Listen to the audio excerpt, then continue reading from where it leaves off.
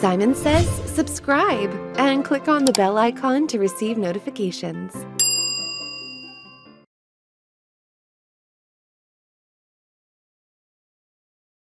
One of the great new features of working with Windows 11 is that it gives you the ability of multitasking. That is, working with multiple documents and multiple applications at the same time. Earlier, I showed you the Task View button that was on the taskbar.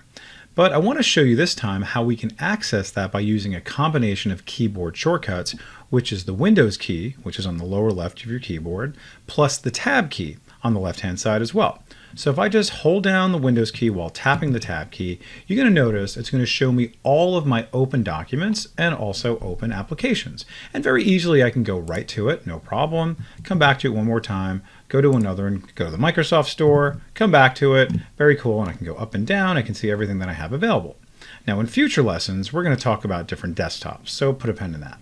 Let's go ahead and come back to the Microsoft Store. And then I'm going to use a nice little keyboard shortcut to go back to my desktop, which is just the Windows key plus D. Very good. Now I'm back to that. So very cool in and of itself. But now let's talk about how we can work with multiple windows on the same screen at the same time. Now Windows 11 gives you a couple ways to do that as well. So let's just go ahead. I'm going to open up to Edge.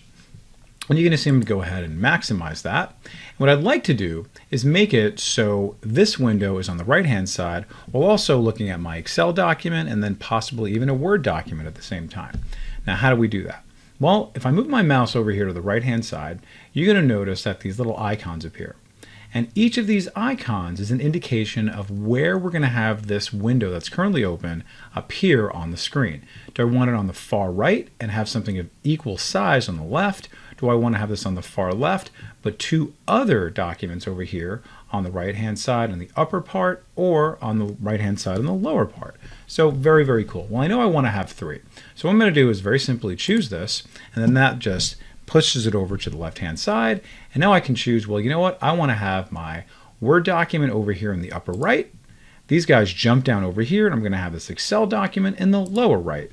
Beautiful. Now I have that all set up for me to be perfectly situated and viewed how I want it to. But guess what? This is not finite. This is not static. If I wanted to resize this, I can very, very easily do that.